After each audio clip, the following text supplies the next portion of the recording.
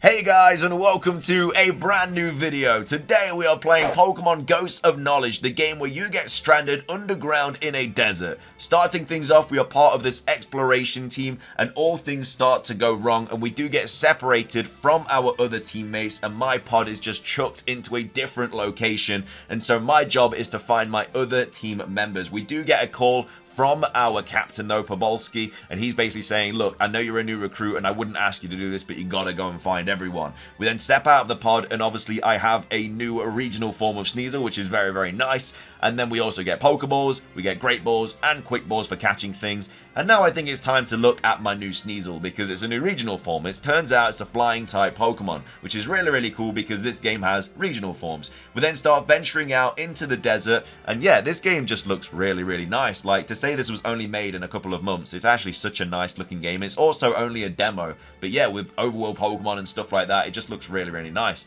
I then come across a regional form of Skorupi and end up catching it as well. I mean, if there's new regional forms, I'm gonna grab them. And then there's these items that are kind of scattered around. You get revival herbs and healing items and stuff, and that's basically how you mainly heal in this game. There is a sort of Pokemon Center-like feature as well, which is very useful, but that's the main way to heal. We also catch a Vulpix as well because I need a Fire-type Pokemon, and then we come to this strange kind of bell thing with an egg in it. So I'm going to ring it, obviously, like, why wouldn't you? I don't know what this is doing underground, but either way, we decide to ring the bell, and then this cutscene plays, and it is a regional form of Chansey. And this is basically how you heal in this game. You basically ring the bell, which again are scattered all over the place, and then Chansey just comes out of nowhere and just kind of makes some weird ass hole in the ground, and then yeah, basically that's how you get healed completely in this game. But again, revival herbs and stuff like that are how you heal when you're not near a bell, because there's only like 5 bells around the place. We then start finding these weird little kind of puzzle things, and that's what a majority of this game is like. There's a lot of puzzles,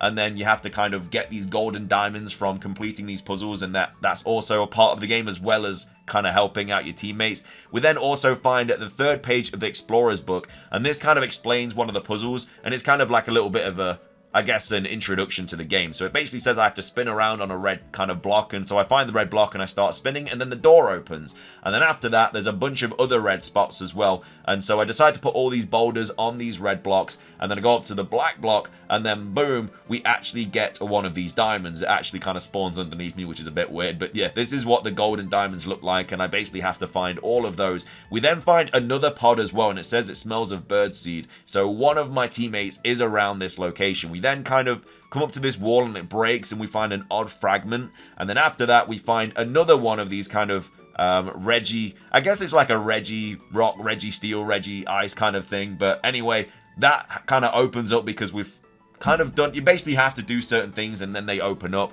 So that opens up this kind of new location. We then find a Quagsire. I decide to catch that because I need a water type.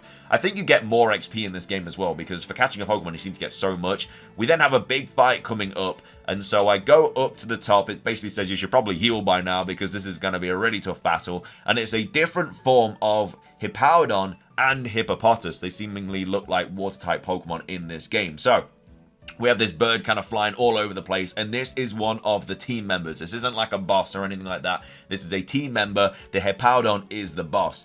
Anyway, the team member notices me and he goes, oh wait, you're that recruit guy. Come and help me take out this big old hippo because it's bloody strong. So we have a double battle against the hippo that takes place. And there's numerous boss battles like this throughout the game, but the artwork for this looks so, so good. So he leads with his Honchkrow. I come in with my Skorupi. It's level 30, so I'm very underleveled for this fight. I decide to go for a Poison Fang just to try and get a cheeky poison off. And then we get the Confuse Ray as well with the Honchkrow, and it does a nice little bit of damage and stuff. And then he obviously restores HP because he gets a kind of Aqua Ring just straight off the bat, just to make this battle a little bit harder. He takes me down all the way to 1 HP. I get paralyzed, which is really, really unfortunate. So I go for another Poison Jab. He goes for the Aerial Ace, and well, I should say Poison Fang. Goes for the Body Slam on Honchkrow. I go for the Poison Fang. I get a crit, and I get the badly poisoned as well. So very, very nice RNG in my favor there. I then decide to switch out as well because I kind of want XP on all of my Pokemon, and then we can just start kind of dwindling this thing down. It's, you know, it's confused, it's badly poisoned, it's not really a battle we're going to be losing right now.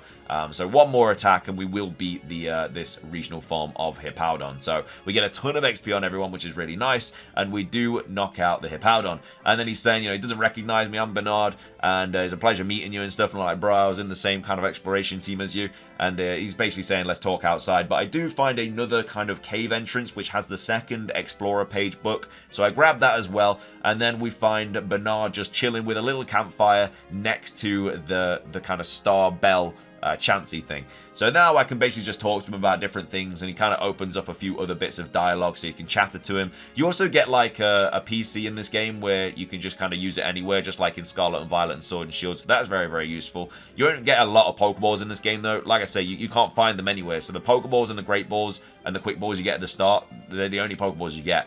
He actually gives me a Golden Diamond, which is pretty nice, and then he just tells me to go and explore and try and find other Golden Diamonds and other things going on. We then find the dusting kit, so now I can actually dust off the signpost and we can actually see what they say now. So we can clean it off and it says stand on red panel, knock on wall 3 times. So I go over to the wall and I knock on it 3 times because that's what the signpost says, and it says a door opens up somewhere. I go the long way around as well, which is a bit annoying, but we do come to this door here, which basically allows us to kind of carry on with the game. We then find another golden diamond, and wait, I'm like, this is a little bit too easy, and it was a little bit too easy. We have a Yamask pop up, another one pop up, and then they're all popping up. Like, bloody hell, 64 bloody Yamask popping up right now, and then they all attack me at the same time. But then a Rockruff comes out, and he's just, I don't know where he came from, but Rockruff just comes out of nowhere and he's like, bro, I will help you. And then it's a double battle against these Yamask. Well, I say it's a double battle. It's 2 against, I don't know how many's there, like 9 or 10 or something. But yeah, we get the Rockruff as well, which is pretty nice. So I have to start fighting these Yamasks. I go for the wing attack. And then the Rockruff also gets some pretty nice moves going off. He does have the Will-O-Wisp as well, and they use, like, I don't even know how many times they attack, but, you know, it's a fair few times. They go for Will-O-Wisp a few times, which is a bit annoying. I decided to go into my Vulpix just because cannot get Will-O-Wisp. They do go for, like, the sand attacks and the hexes and stuff like that. So their main plot is to just kind of burn you and then hex you, which is a little bit annoying.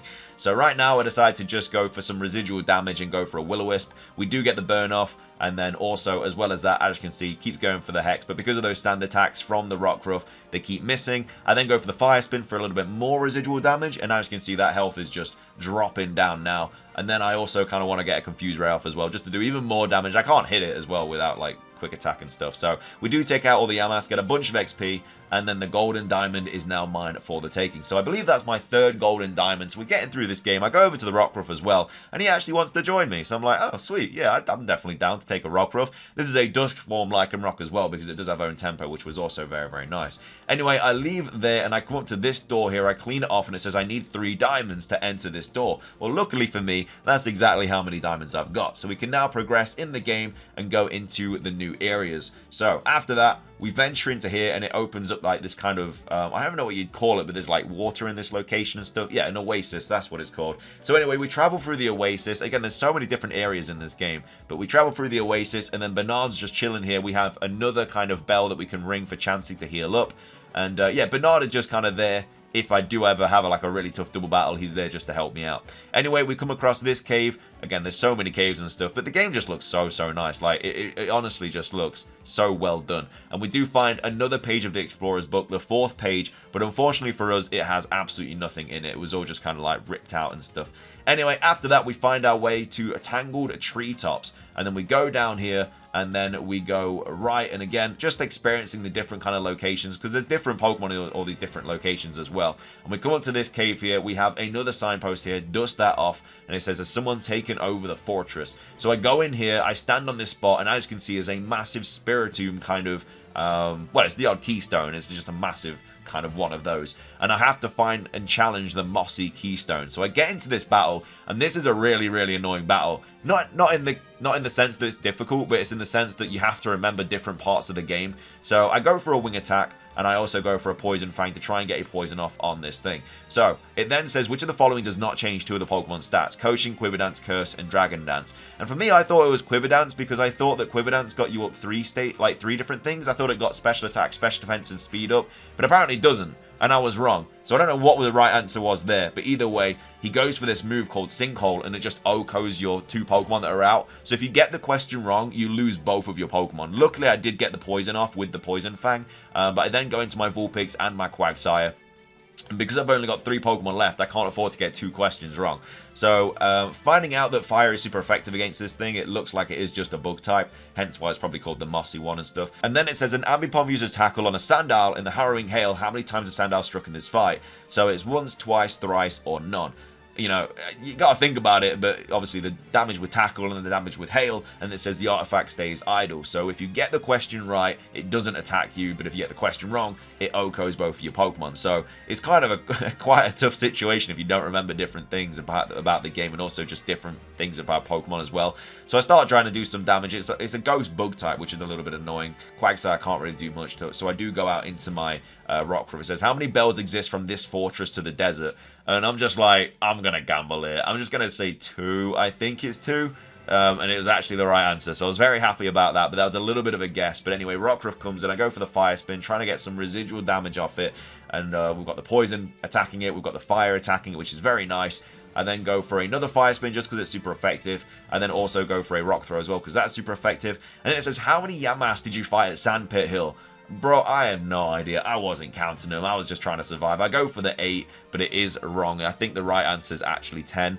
So we do get our attacks off, but then unfortunately he does sinkhole me and just absolutely annihilate both of my Pokemon. So I've only got 1 Pokemon left in Quagsire, but luckily the Keystone does drop, and I get a bunch of XP on my Quagsire, which is very, very nice. Get a few levels. But anyway, after defeating the Spiritomb, the Gold Diamond does pop up, and that is our 4th one. We are finally kind of making more progress now, and after that I have to go straight back out of the treetops tumble and stuff. But on my way out I do actually find a regional form of the Hippowdon, or the Hippopotamus should I say. So I'm just going to Quick Ball this. I don't know how OP Quick Balls are in this game, but I really want this Pokemon. I know I've already got a Water type, but if I find a regional form, I'm going to grab it. And I do actually luckily catch it with 1 Quick Ball, which is very nice. So it seems that Quick Balls are pretty OP here.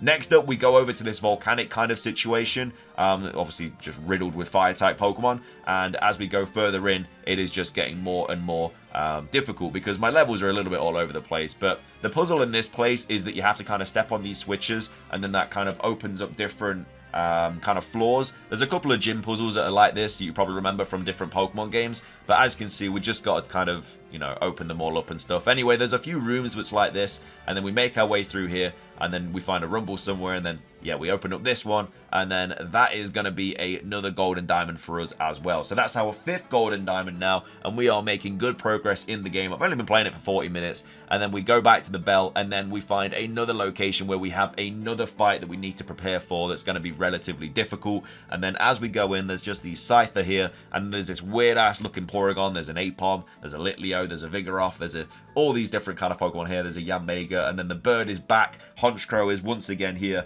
and he is he's here to save the day. But then we have this Porygon at the back, and there's these 2 like robotic kind of creatures. So I run up and I have to fight these, and I'm so underleveled for this fight, it's actually a little bit ridiculous. But we have these Toxtricities that are again just a different kind of form of them. They're both level 35, so yeah, I am super underleveled because my teams are like level 20s and stuff like that. So this is quite a tough situation going on here. But anyway, I go for the Bulldoze just because I'm guessing they are poison types, and that's exactly what I do. But he does get the Paralyze with the Force Palm. I go for the Wing Attack, doesn't really do a lot of damage. I do go for the Bulldoze. Obviously doesn't affect Sneasel because it's flying type, so it's quite a nice little combination there. It actually does a lot of damage. I do get the Speed Drop as well.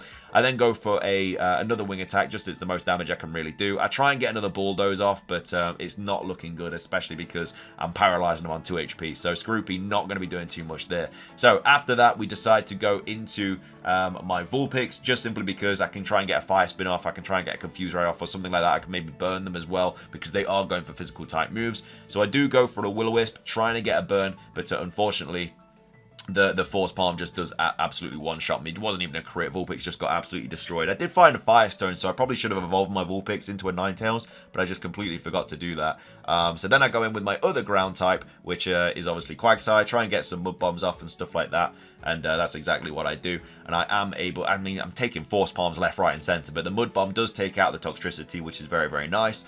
And then we get a bunch of levels on everybody, trying to learn Water Pulse on Hippopotamus, which is obviously quite nice as well, because I didn't even look at the move pool of this thing, but it is absolutely woeful. So I'm very happy that we got that off. And then we get some more XP on everybody else. Rockruff's level 22, and then we have one more Toxtricity to fight. It shouldn't be too much of a problem. I do have these ground types here, which, again, can easily just take it out. So we go for the Mud Shot. boom, does more damage. The speed's falling. We're in a great situation here. I do need to heal up my my Quagsire though, because it's the only thing that's really doing a lot of damage. So we cast the heal on that. We Mudshot once again, and we are still paralyzed, which is a little bit annoying. The Force Palms are still coming through. We Mudshot the Toxtricity though, and then that also falls. Get a bunch more XP, and then boom, that's really good. But then the third team member actually pops out, and she's like, look, I don't know what was going on. I was just having a little snooze in this tent, but it's all going fine. It's all completely sorted, and then they go back to camp.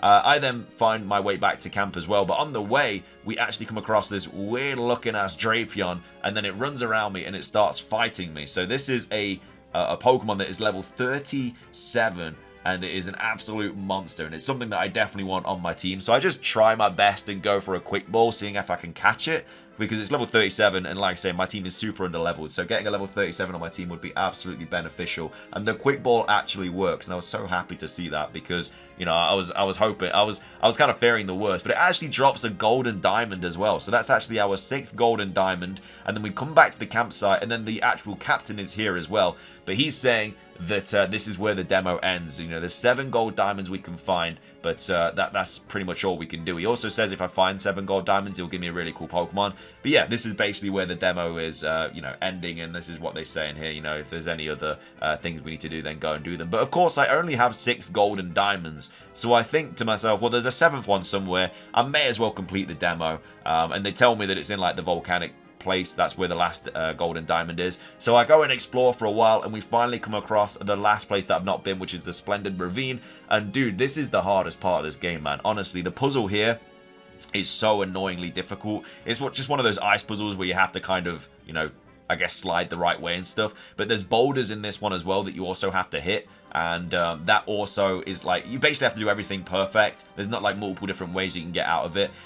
So as you can see, there's just like loads and loads of different kind of ice spots with these boulders. So yeah, I generally was here for about 20 minutes. It was honestly really, really difficult trying to figure it all out. Anyway, we make it past it. I save it because I'm no way I'm doing that again. We go through this red portal, and there is a Lucario up here at the top, surrounded by these kind of items and stuff. So we actually have to start battling the Lucario. It's not really going to be a tough battle. It's only level 13. I do have a Drapion here with Drill Run, so that's just one shot in the Lucario. Again, you probably shouldn't have the Drapion at that point, because I should have done this before the Drapion, but that is the 7th golden diamond. It does open up, and now it's time to go back.